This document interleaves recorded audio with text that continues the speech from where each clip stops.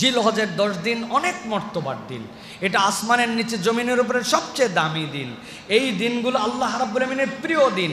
এই দিনের আমলের ব্যাপারে আনাস ইবনে মালিক বলেন, আইয়ামে আশরের মর্যাদা প্রতিটা দিন 1000 দিনের সমান, আর আরাফাতের দিন হচ্ছে 10,000 দিনের সমান।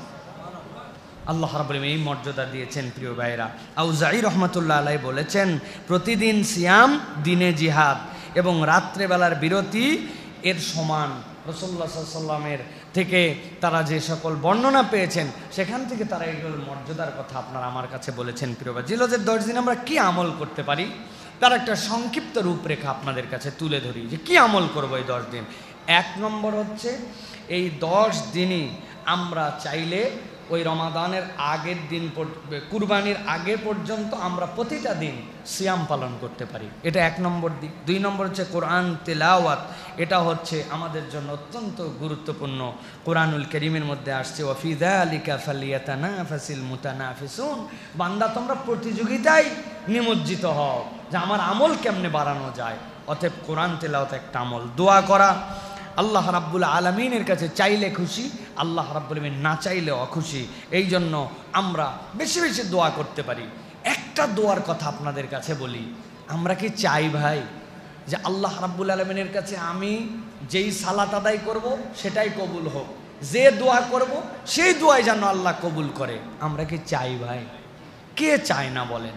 একটা সহজ আমল আছে আপনাদের কাছে, এটা বলতে চাই প্রিয় ভাইরা। সেটা হচ্ছে রাত্রে আপনি 10টার সময় শুয়ে পড়েছেন, 11টার সময় শুয়ে পড়েছেন, রাত্রি 2টার দিকে ধরেন যে কথার কথা প্রস্রাব চেপেছে, অথবা কোনো কারণে একটা মশা কামড় দিছে, বা একটু গরম লাগছে, বা একটু বেশি ঠান্ডা লাগছে, ঘুমটা ভেঙে গেছে।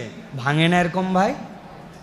নবীজি বলছেন এই যে তুমি ঘুমালে আর কোনো একটা পর্যায়ে রাতে তোমার ঘুম ভেঙে গেল, এটা আল্লাহর পক্ষ থেকে বান্দার জন্য একটা নেয়ামত হতে পারে। কিভাবে?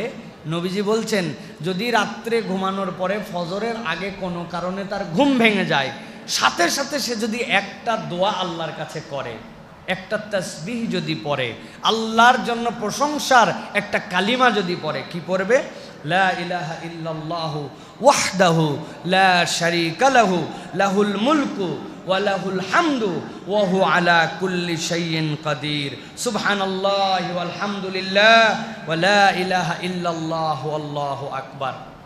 এইটা পড়ছে, পড়ার পরে উঠে যদি নামাজ পড়ে, তার নামাজ আল্লাহ অবশ্যই কবুল করে নেবেন।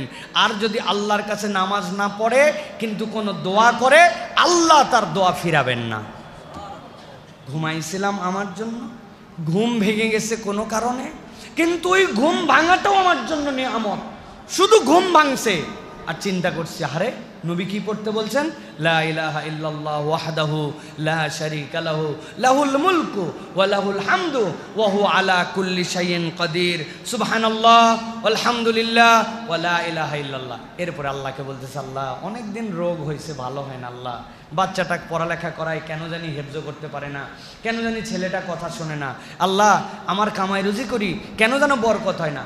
হাতও তোলা লাগবে না, উঠে বসাও লাগবে না, শুয়ে শুয়ে আল্লাহর কাছে এইগুলো ফরিয়াদ দিতে দিতে আবার ঘুমায় গেছে। আল্লাহর নিয়োজিত ফেরেশতা দয় আল্লাহর কাছ থেকে এটা কবুল করায়া তারপরে আল্লাহ থেকে আদায় করে দিবে। সুবহানাল্লাহ। এটা নবীজি সাল্লাল্লাহু আলাইহি ওয়াসাল্লাম বলেছেন প্রিয় ভাইরা। আর যদি সালাত আদায় করে, নবী করিম সাল্লাল্লাহু আলাইহি ওয়াসাল্লাম বলছেন সালাত তার কবুল হবে, দোয়া করলে দোয়া তার কবুল হবে। সুবহানাল্লাহ।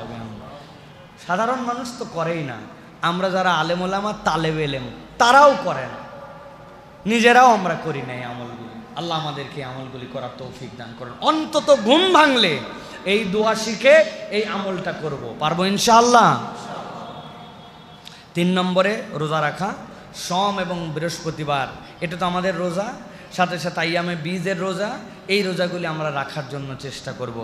একটা বর্ণনা আসছে সালাফদের থেকে, যে ব্যক্তি তার কাছে আল্লাহর, যে ব্যক্তি তার জন্য আল্লাহর কাছে কি জমা আছে, কথাটা বোঝেন, যে ব্যক্তি আল্লাহর কাছে তার জন্য কি জমা আছে এইটা পেতে চায়, সে যেন আল্লাহর জন্য সিয়াম পালন করে, তাহলে সে জানতে পারবে যে আল্লাহ রাব্বুল আলামিনের কাছে তার জন্য কি সংরক্ষিত আছে।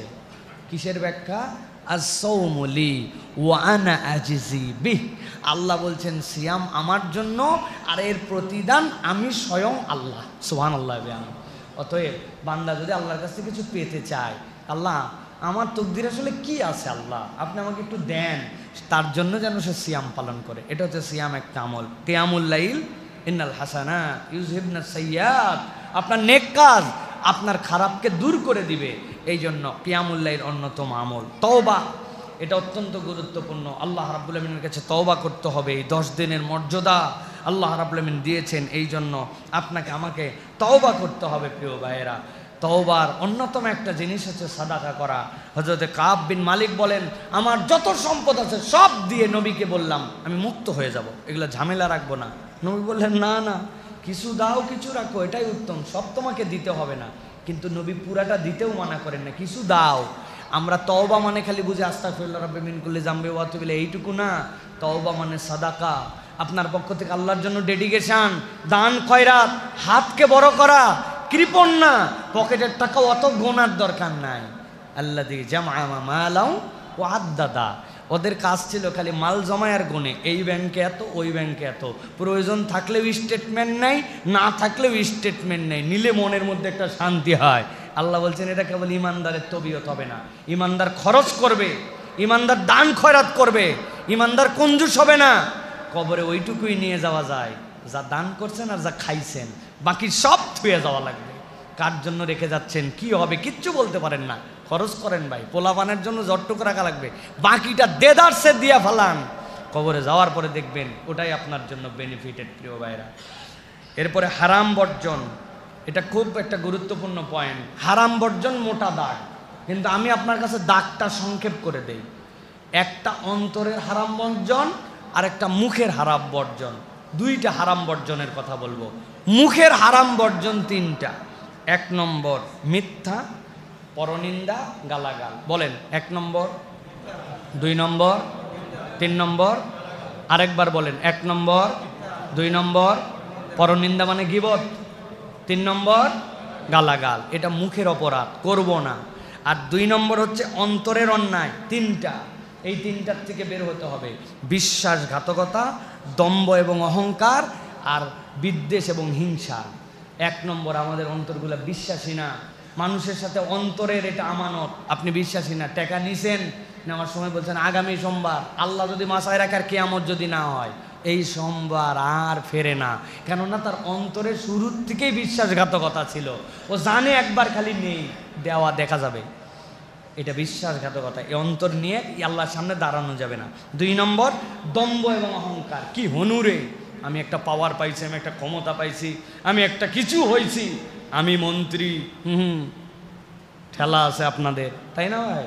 তো এইরকম যদি আপনার মুড হয়, দম্ভ এবং অহংকার, তাহলে বড় বিপদ। প্রিয় ভাইরা, এটা থাকা চলবে না। 3 নম্বর হিংসা, বিদ্বেষ, প্রতারণা, এখান থেকে আমাদের বেরোতে হবে। এইটা গেল। 7 নম্বর আল্লাহর জিকির। আল্লাহ রাব্বুল আমিন বলেছেন ফাকসিরু ফীহিন্না মিনাত তাসবিহি ওয়াত তাহমিদ ওয়াত তাহলিল। নবীজি সাল্লাল্লাহু আলাইহি সাল্লামের দ্বারা আল্লাহ বলাই নিছেন, এর মধ্যে তোমরা তাহলিল করো, তাহমিদ করো, তোমরা বেশি বেশি লা ইলাহা ইল্লাল্লাহ, সুবহানাল্লাহ, আল্লাহু আকবার, এগুলো বেশি বেশি পড়ো। এইটা আপনার আমার টার্গেটের মধ্যে নিয়ে নিতে হবে। প্রত্যেক দিন মিনিমাম 100 বার আমরা এটা পড়ব, এটা আমাদের জন্য। 8 নম্বর সাদাকা এবং নফল আমল। এবং 9 নম্বর যেটা আরাফার দিনের সিয়াম। এই দশকের সবগুলো গুরুত্বপূর্ণ, সবচেয়ে গুরুত্বপূর্ণ হচ্ছে আরাফার দিনের সিয়াম। নবীজি সাল্লাল্লাহু আলাইহি ওয়াসাল্লাম বলছেন সিয়ামু ইয়াউমি আরাফাত আহতাসিবু আলাল্লাহ আন ইউকাফিরা সানাতাল্লাতী ক্বাবলাহ।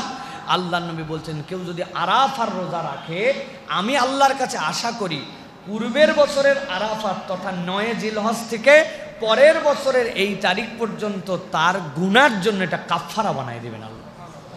এত দামি একটা সিয়াম।